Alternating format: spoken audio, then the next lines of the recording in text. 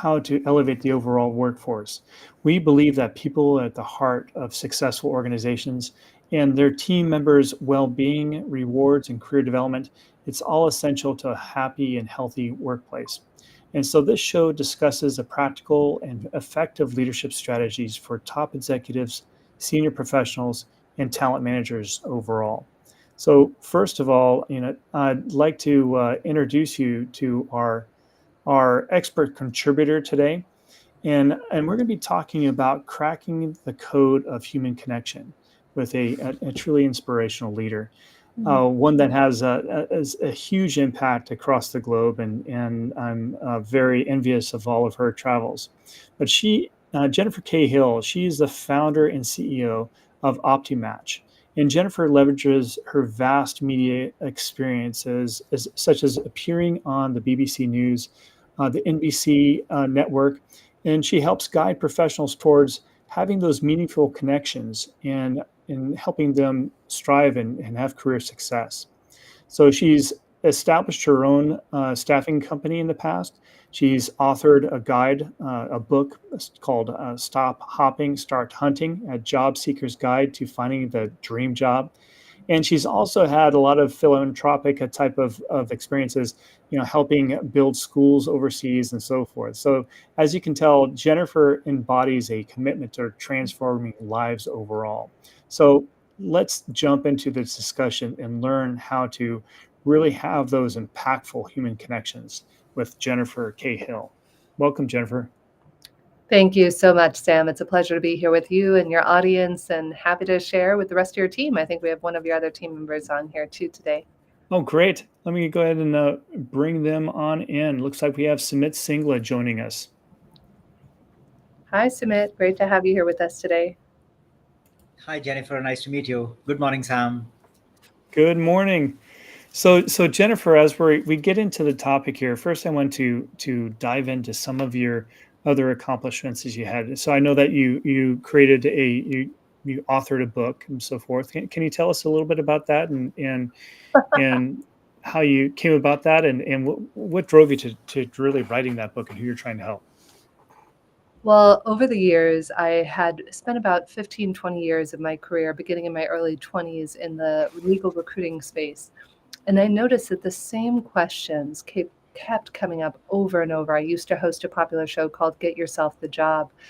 And that show and the blog and the book, everything aimed to support job seekers. I wish, Sam and Sumit, if I had it all my way, I would gift everyone in the world their dream job. You look under your chair and you get a dream job, and you look under your chair and you get a dream job. I like to think of myself as the Oprah of dream jobs when I was in that industry. And I started off with a blog called Get Yourself the Job and wrote over 200 articles. And then people said, well, why don't you just, it'd be much better if you put this in a book format so we could have like the resume section, the interview section, the, consciousness of job hunting section. And yeah, it got published. I did a book tour for it, accidentally wound up on Conan O'Brien. That's a story for another day. One of my staff members is like, oh, Jen, bring a copy of your book to Conan. I was going as an audience member. And I was like, Scott, I'm not going as a guest. I was doing a media tour, but I was certainly not being featured on Conan Life Goals. And accidentally, it's like a whole funny bit, but you'd have to Google my name and Conan's name to see the whole story. Wow, that's so fun. Yeah, we'll have to hear about that at some other time. But then you also have your podcast. So tell us about your podcast. Yeah, so after I completed, so we sold J Hill Staffing, which was my first company in 2018, to a subsidiary of one of the largest accounting firms in the world. And after selling that, we ran Get Yourself the Job, which was the old podcast, for a little bit longer. And then I kind of did a 180-degree pivot around that time. So it was late 2019. I was offered a TV hosting gig with a group called Awake TV and the opportunity to co-moderate a panel with Deepak Chopra and one of my favorite professors in college, Don Hoffman. And that kind of throttled me, for lack of a better word, into the space of consciousness, which I had been dabbling in as a hobby. And then next thing you know, I was so honored and grateful to get to make friends like Deepak and Bruce Lipton and Greg Braden and the folks at HeartMath, Dr. Roland McCready. And out of the joy of it, I love engaging in the consciousness. Even right now, if you're a job seeker and you're watching the show, or if you're an employer, everything has consciousness. In fact, when I do a lot of talks around the world, I was giving a keynote earlier this year in Los Angeles to all of the people who run law firms in Southern California. And I began the talk by sharing that a lot of people don't realize that our perception is everything. In fact, may I start and share a little story? This is the story I opened the talk Okay. with, about our perception and resilience and how it all ties together. So, in the late 1980s, there was something called the biosphere that was created. And the reason the biosphere was created was because they wanted to test, could we sustain life on another planet? Could we grow plants and animals and trees and sustain life? And they were wildly successful, except for one minor glitch. Would you like to know what that was? Yeah. What is it? The trees, Sam and Sumit, they grew faster and taller than ever before. But before they hit maturity, they fell over. Any guesses as to why? Why? The one thing they had not considered in cultivating a perfect environment was wind. You see, in nature, wind causes the trees to sway and to Mm, build what's called stress wood and to cause their roots to penetrate deeply. And in humans, there's an equivalent called eustress. So, unfortunately, what's happened as we've evolved as a society, we've come to treat all stress as bad stress, when in reality, eustress is what allows us to be resilient. And an analogy I use around this is it's like having an infinitely pitch black warehouse where all you have in this pitch black warehouse is a little pin light to kind of direct your attention. Well, that's the equivalent of our perspective. Leading neuroscience tells us that per second we are bombarded with 11 million bits of information at a subconscious level per second. That means you just processed 100 million bits. mm. And at a conscious level, any guess as to how many of those bits we're paying attention to at a conscious level? I can only imagine just a small fraction. Less than that, 50 to 120 bits. Huh. That's how many we're processing out of 11 million per second. So our perspective is everything. Long before I got into the consciousness space, which I now realize really permeates everything I do, this is not just some fun woo woo thing out there. It's scientifically proven that if I'm looking for being unlucky, in fact, there was a great research paper I just read about this, where somebody went out and told their participants that if they did X, Y, and Z, they would be luckier. And 6 months later, down the road, they were still performing and had luckier things happening to them. So life occurs to us as we perceive it. If we see a thing as good, it becomes good. If we see a thing as bad, it becomes bad. And in fact, one of my old team members, I was so grateful for the business coach I brought on. If any of you out there listening, you're considering getting a coach or a mentor, even if it's somebody for free and you're mentoring each other, do it. It makes all the difference in the world. I have an accountability buddy I talk to every day, Monday through Friday, for 15 minutes. And when we have somebody who helps us to see things differently, my business coach came in, had been terrible. I had been a horrible person to be coached. A little secret about me, I tell people, I'm like, hi, I'm Jennifer Cahill, and I'm a bit of a recovering jerk. So yeah, the story will kind of illustrate that, because back in the day, I had a team member who was I was frustrated because she wasn't doing things the way I wanted her to, and she wasn't returning calls. And so I'm considering taking action on it. And my business coach, Julian, at the time, now the co founder of our new company, OptiMatch, he said to me, Jen, what if the reason that she is failing is because you are looking for her to be a disappointment?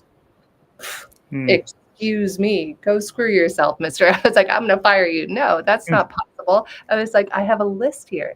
So he gave me an exercise that changed my life. He said, Jen, for 1 week, I want you to write down one good thing she does every day. That's it. I'm not asking for rocket science here. Mm. You don't even have to tell her. I just want you to do it for your own self.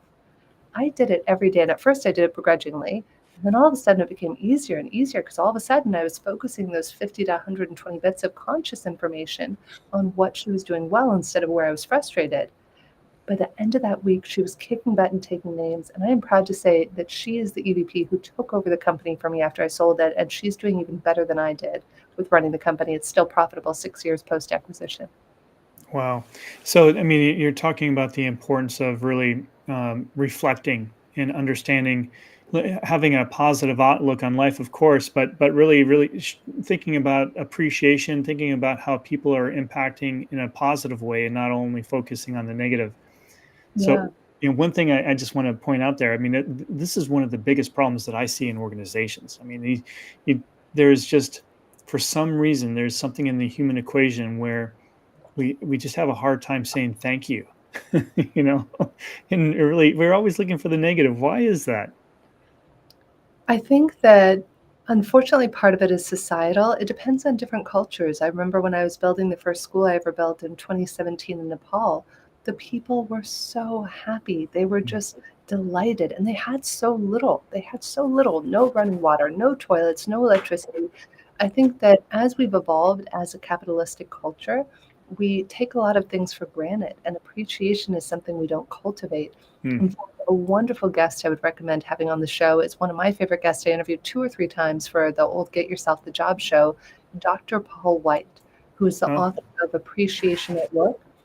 So, Dr. White, when he first came on the show, he taught me something very profound. He collaborated with Dr. Gary Chapman, the author of The Five Love Languages, and they did the same thing in The Five Love Languages, but for appreciating one another at work. So fast forward, I've been applying what I learned from Dr. White, and I'm building our new team now as we've gone through the acquisition and we're growing. And we had a team member in our Bay Area office. And I will always remember asking him, I always asked every employee this as soon as Dr. White taught it to me. Day one, when somebody starts working with me, I say, how do you prefer to be appreciated? Would you like public acknowledgement from the team? Do you want, more one-on-one time? Do you like Starbucks gift cards? What makes you happy and feel appreciated and seen and heard? And this gentleman up in our Bay Area office said to me, Jennifer, please don't ever acknowledge me publicly. That would mortify me. I would be so offended by that and I'd probably quit. But he said, if you sent me a little private note to tell me what a great job I did, that would mean the world to me. But imagine how many bosses might mistakenly say, hey, great job, blah, blah, blah. And then he's mortified and quits a week later or quietly quits, right? How many of us have seen that happen? yeah. I mean, it's really important to know your people and what drives them. What have you seen about that, Sumit? I know that you're dealing with a lot of different cultures and organizations. I mean, do we see your clients that are they actually learning about their people?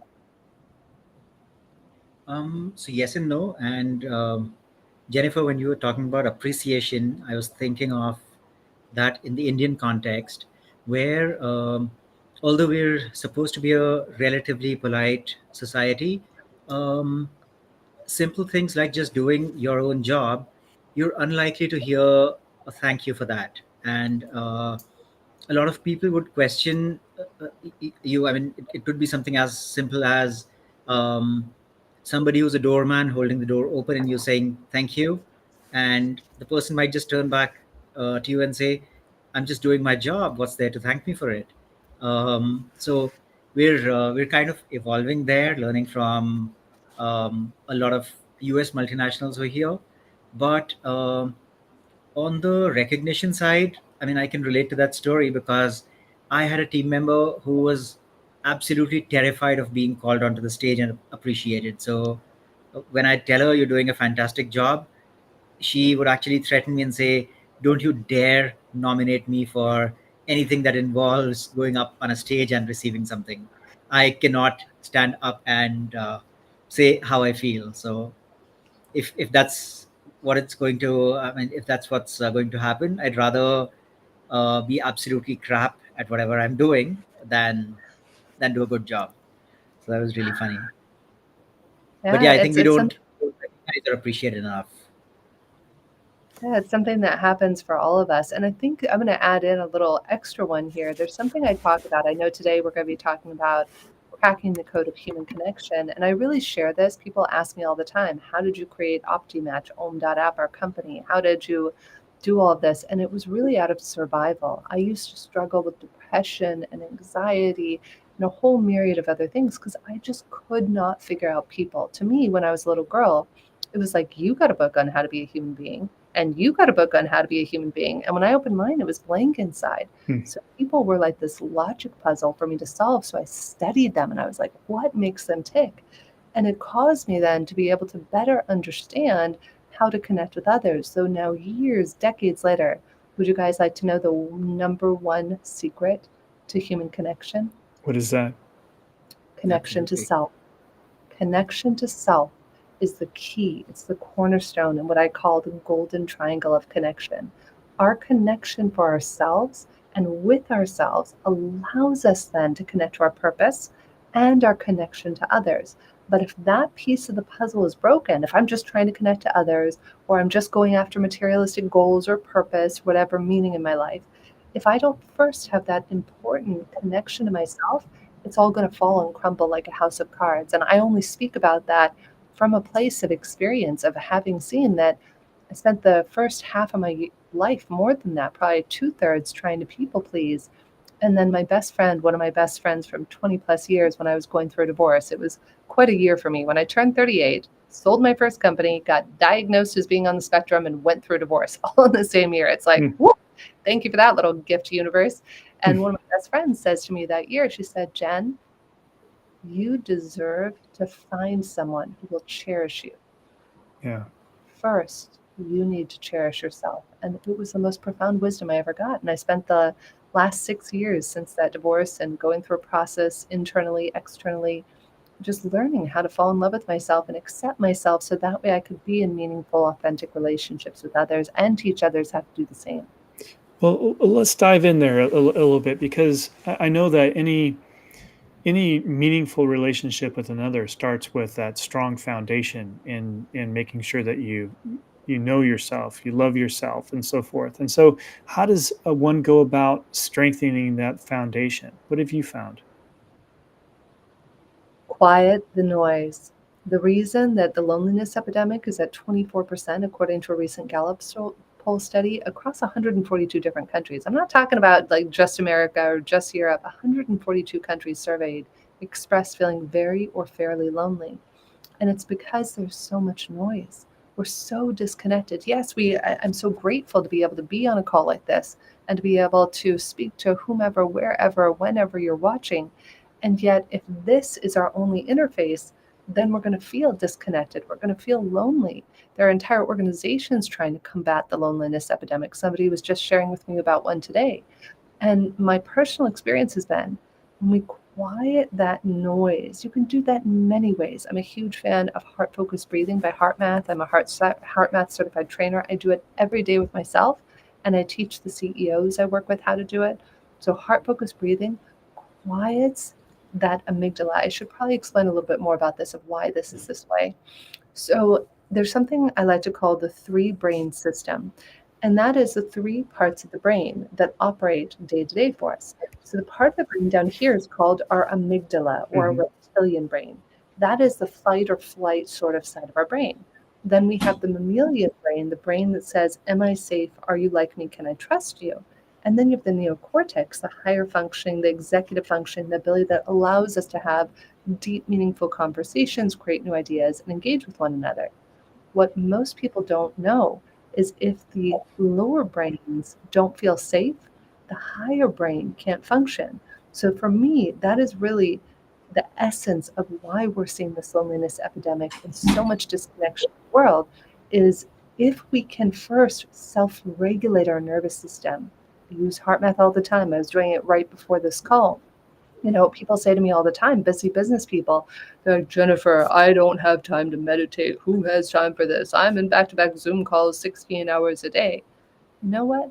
You have 1 minute. When you go to pee, do heart focused breathing while you pee. While you go to walk your dog, do heart focused breathing while you walk your dog. While you go to cook dinner or prepare a breakfast for the kids, whatever it is, we can live our lives at the effect of the excuses we make for ourselves and others, or we can be accountable for our own greatness, how extraordinary we are, and our happiness, though we don't get access to those higher levels until we first quiet and be sure that that lower brain feels safe. That's a whole premise that we built our new company, OptiMatch, around.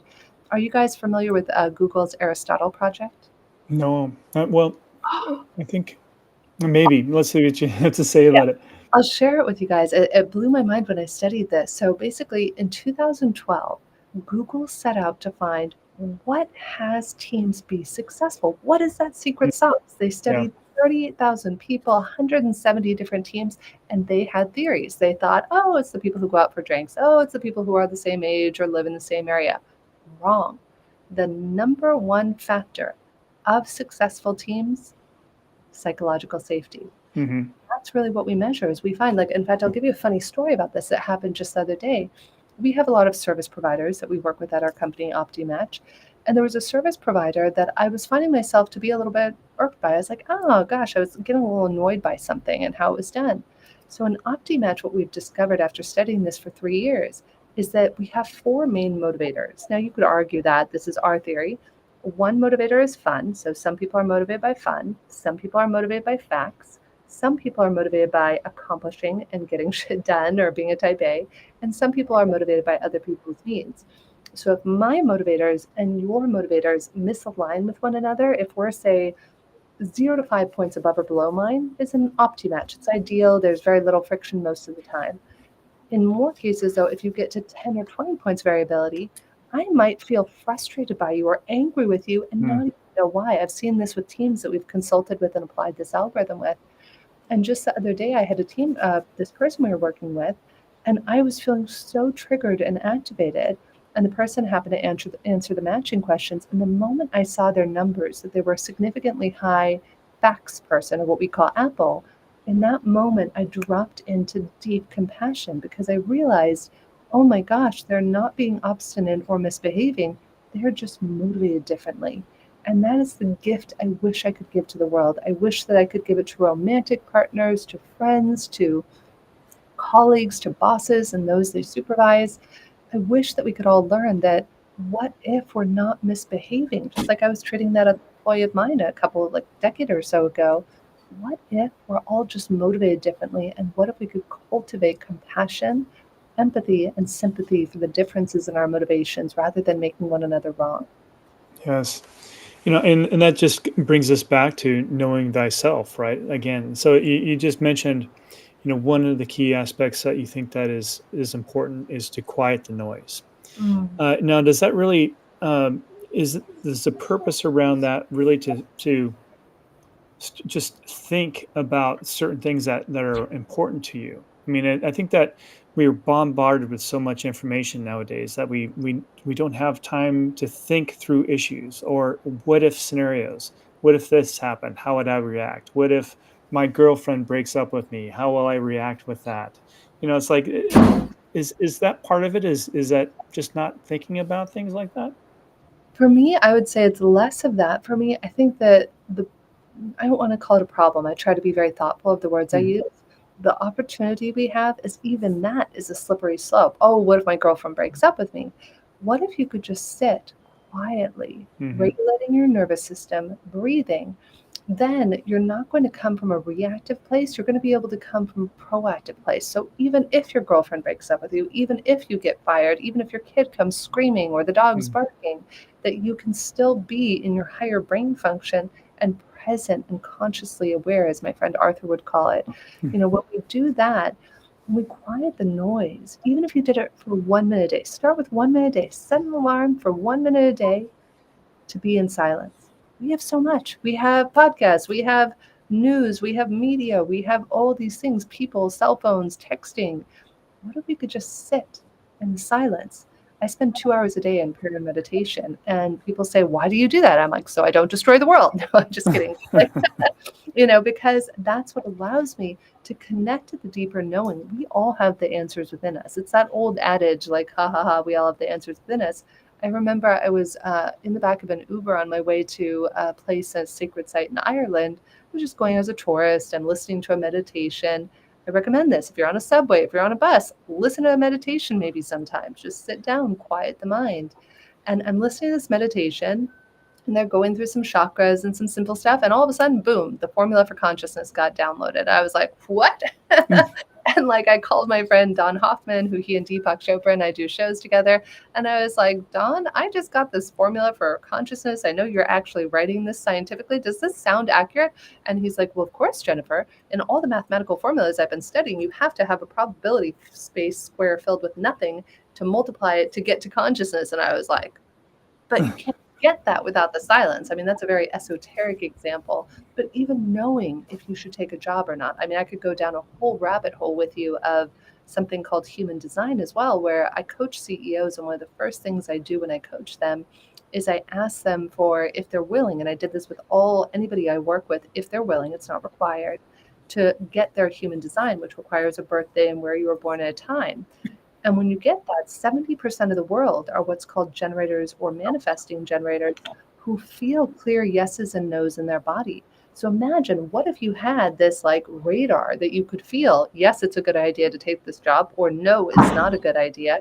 I just had one of my coaching clients who got an offer on Shark Tank and decided to turn it down using this exact Hmm. methodology. And we have the capacity internally to know whether to go right or left, straight or backwards, to accept the job offer or to quit. And yet it's so muddied by all the noise. So the more we drop into that silence and learn to listen to ourselves and our inner knowing rather than all of the noise, whether the noise is from friends, loved ones, colleagues, or the news or the media. None of it is good or bad or right or wrong, but the power really does lie within us. So basically, in quieting the noise and spending time in meditation, thinking about ourselves, develops that intuition Mhm. that we can learn to listen to that helps guide us through making those critical decisions in life. Yeah, you could look up a dear friend of mine, Dr. Roland McCready, who's the lead scientist at HeartMath. This is not some woo-woo out there thing I'm telling you about. This has been studied for 40 years. I didn't know this before I met Roland 4 years ago. Did you know the heart has its own brain and that the heart sends more information to the brain than vice versa?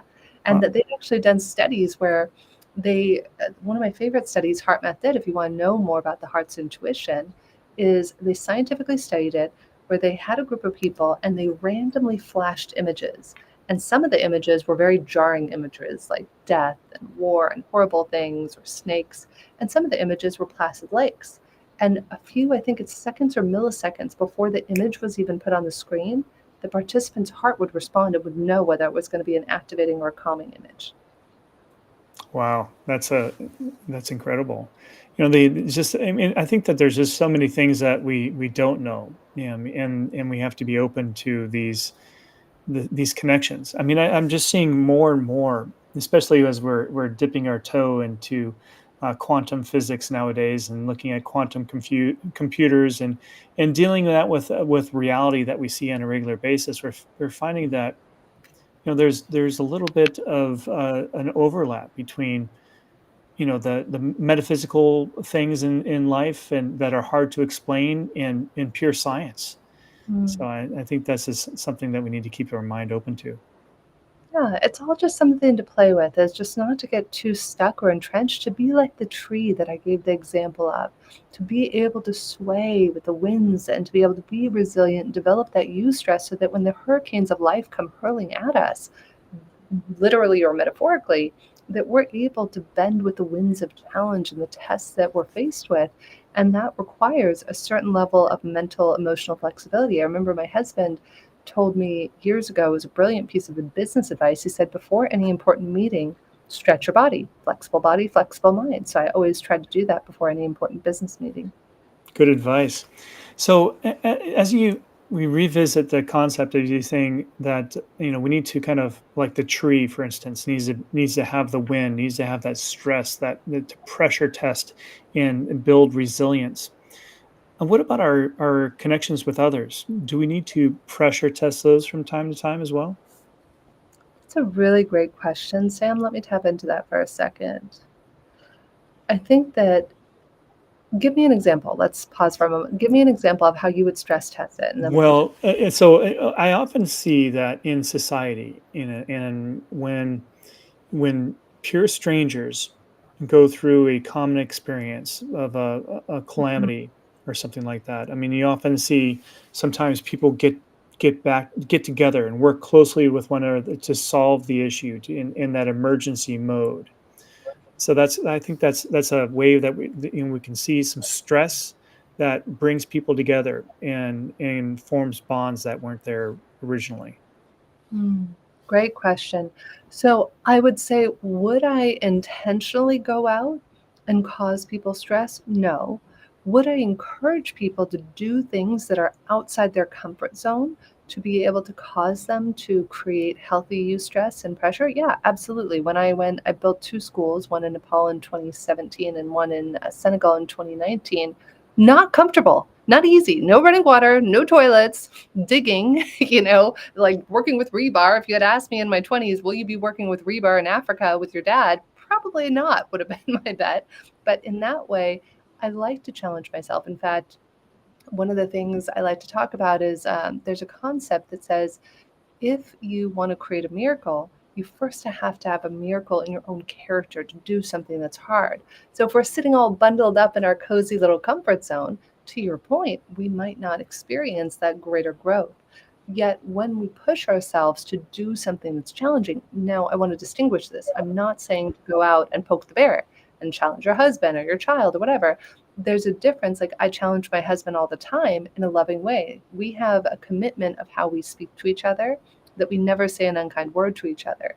And if one of us says an unkind word to either each other, or if we hear another person that we're being unkind to somebody on a phone call, then we challenge each other. And I'll say, my love, may I offer some feedback? I ask if I can give him feedback.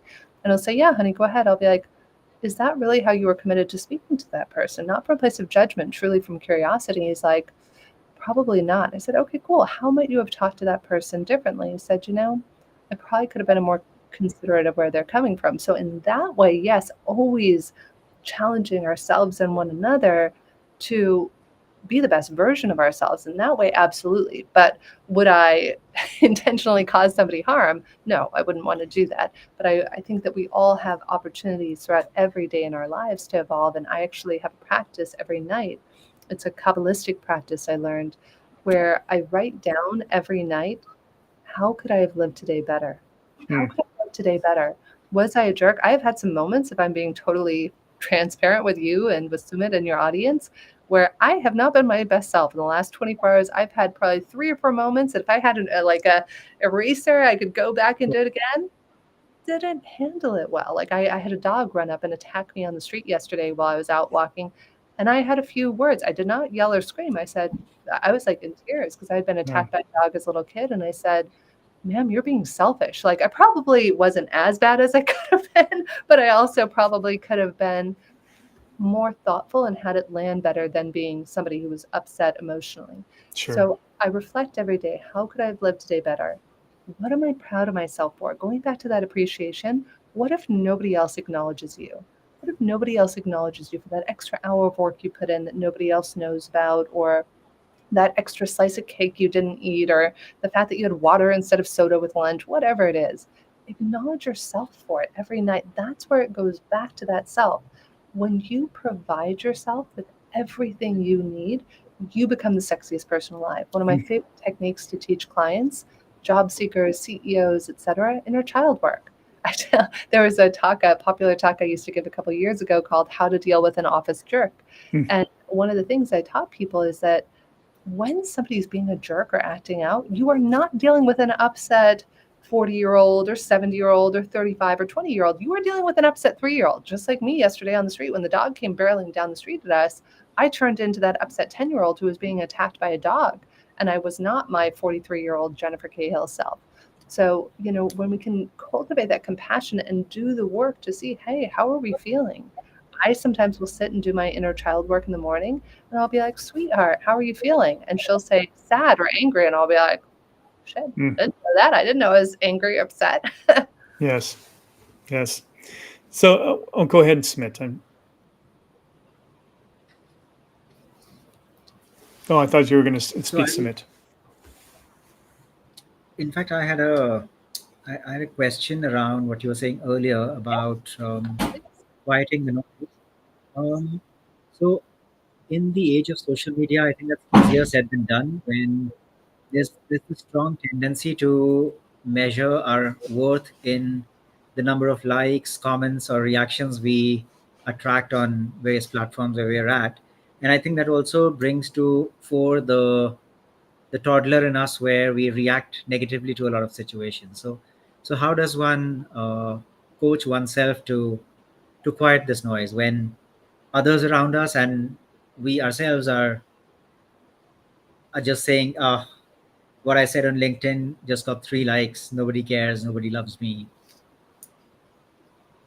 It's a great question, Sumit. So you're looking for external validation. When I go on a show, before I'm about to step on a stage, I only want to receive energy from myself or from whatever you consider source. So one of my dear friends and vocal coaches who trained Tony Robbins and others how to speak taught me this. The minute we look out there for validation, you will 1000% be let down. And if that is your experience, if your happiness, and this is you, any one of us, or me, and if any one of us, if our happiness is tied to how many likes our LinkedIn post got or whatever that might be, then I would invite you to get off social media for 30 days. I do it often. I get off social media for 30 days. I have days where I turn off my cell phone. Deepak inspired me to do that. I still haven't done what he does. He spends 2 weeks every year in complete silence with no cell phone. Most I've been able to manage is 48 hours. But I do it because we're addicted, Summit. We're addicted to attention. We're addicted to talking. We're addicted to likes. We're addicted to validation. And when we start providing that validation, Summit, it all starts with the self. That's why I put my right hand on my heart, my left hand on my abdomen, and I cultivate a relationship with myself. The same way you're going to date your significant other, right? Whether it's he, she, they, them, it doesn't matter. You're going to date them, get to know them. How many of us date ourselves? How many of us spend quiet time to ourselves? Hey, how are you feeling? What do you need? How many of us in the last week have asked ourselves, what do I need in this moment? Probably not a lot of us. And then we get angry at our loved ones for not providing it, or we get angry at our boss for not providing it. And it comes down, number one, to connection to self, and number two, Sumit, to become resilient so that when you do get it, sometimes you might feel that little oof, that little, oh, yuck, I didn't get the 3 likes.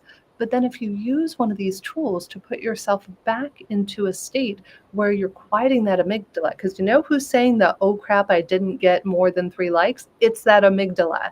It's that animalistic part of your brain that's still worried that you're going to be eaten by a tiger if you don't get 300 likes. Newsflash, you will survive it. If you don't get more than 3 likes on a post, great news is you will survive it. There is no tiger that will eat you. Yeah, so Smith brings up a good point in the modern era of long distance relationships, I guess, in connecting with others. So I often think about a story my son was telling me, or he is actually experiencing. He's playing video games and he has this headset on and he's talking to friends and he's talking to his other family members that are playing the same game from afar, and he's spending a lot of time. But when he gets off of that game, he somewhat feels empty. There's um, there's a difference between connecting online in a digital realm and then having that physical human connection with someone. So what do you think about that, Jennifer? So a very good point. I went through that firsthand during COVID. So I'd sold my company in 2018, 2019, end of 2019, before COVID hit. I was planning to travel the world. I had like a month planned in Bali, a month planned in South Africa. Thanks for that little gift, universe. That was not on my plan list. So I found myself in COVID in March 15th or whatever it was, 14th of 2020, by myself, deathly ill in London for 2 months, where I knew one person who I couldn't even really see there and didn't touch another human being for 2 months. And it was challenging. And one of my spiritual teachers said, you're addicted to touch, so work on that. Could you soothe without touch, let alone having that human connection? Another teacher of mine at that time said, could you connect with a human being just like I'm connecting with you right now? Do you feel heard and seen and connected to in this moment, Sam, with the way I'm connecting with you? Absolutely. So that's it. It's that you can create intimacy anytime, anywhere. When you have intimacy with yourself, I can have intimacy with a brick wall. I don't mean that as sexually. I mean, like literally, be that present with somebody. But I think most of us, to the point of your son and what his friends and others are going through, and I don't want to minimize this. This is something that causes, that's why suicide rates have gone up. That's why depression and anxiety and loneliness has gone up. It's because people are afraid and they're lonely and they don't know how to connect. But I'm going to reiterate this. It goes back to the connection to self. When we connect to ourselves, then being on the conversation on the video game is a cherry on top. Yeah, it's Hmm. cool. We get to have it, but I don't need it. My husband knows this. My friends know this. They all kind of tease me that I won't miss them, but I don't need people. I love people. I cherish people. I have hundreds of deep, meaningful relationships that I would not trade the world. I have my dream soulmate. I talk to my mom every day. I talk to my sister.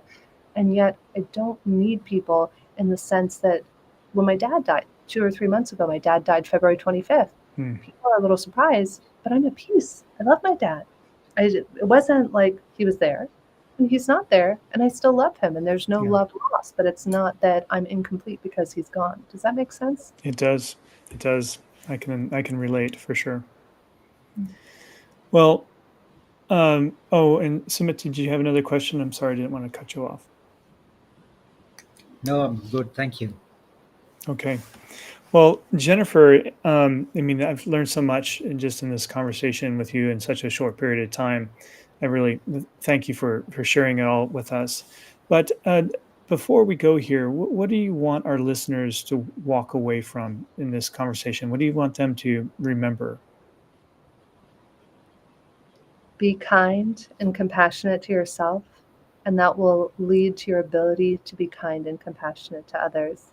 As somebody who's a bit of a recovering jerk who used to be incredibly unkind. Like, my God, if you talk to the people I worked with when I was first building my first company or when I was a teenager, I did so many things that were unkind to other people. And that was really a reflection of how unkind. I mean, if you had lived a day in my head, you wouldn't have made it. That's how painful it was. Hmm.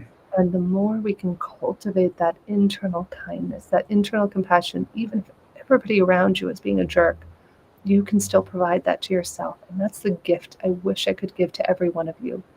You don't need to look externally. You can provide yourself for everything and with everything that you need, and all the love you've ever desired. It's right there. You have it. And when you do that, you become the sexiest, most enticing, best job seeker, best boss alive, because then you're not trying to take. Then you just get to be with other people, and you get to choose how you get to be every day. So that would be my wish for everyone out there. Great. Well, Jennifer, a lot of our listeners right now are thinking, Jesus, this is just transformational, and would like to learn more. I know that you have a variety of resources. There's things that you do on a regular basis, and talks and so forth. Can you, what is the next step a person can take to learn more about you and your practices and your programs? Yeah, great question. So it's pretty easy. I mean, if you Google Jennifer K as in Kite Hill, you'll find all of my information. That's why it's when I wrote the first book, I realized there's another Jennifer Hill out there. I wanted to give her that name, so I added the K to my name to make it easy. So if you Google Jennifer K Hill, you'll find all my information. You can find me on the Regarding Consciousness podcast. It's been out for about 2 years now. We have new episodes go live every Thursday. And if you go to om.app, you'll be able to find the media page with a lot of other recent podcasts. This podcast will go up there along with others. And you can also, if you want to learn more about yourself, go to om.app/survey. Try our matching survey. You can know, we can definitely give you information about, like, hey, how you're motivated. And then you can inform other people, hey guys, I'm very motivated by facts, so I might need a little bit more time than the next person. Or if you're like me, a leechy, that's what we call people who are like drivers. I might be a little bit impatient. So I try to tell people who I'm working with, hey, when I'm at my best, I'm really great. I'm take quick action. When I'm not, at my best, I might be a little impatient. So you can understand that more about yourself. Great. Well, thank you so much for being with us today and sharing your Mhm. knowledge. Thank you. Thank you, Sam. Thank you, Sumit. And thank you to everybody out there, wherever and whenever you're watching this. Anytime I do a show like this or step on a stage, my intention is that maybe one person it made a difference for. So if this made a difference for one of you out there, then it was worth doing in my books. Yeah, it's definitely made an impact on me. So thank you so much, Jennifer, for being Likewise. with us. I really enjoyed the discussion. Thank you both. And yeah, just wishing continued conversations. Get curious, guys. Yeah, Life is like an unopened present. We get to keep opening it over and over every day and discovering new things. I've been on this journey for 20 years and I still learn new things every day, and we're always evolving. So be kind to yourself and be wise kind. words. Thank All you. right. Well, thank you everyone for joining in on the People Strategy Forum this week, and we'll see you next week.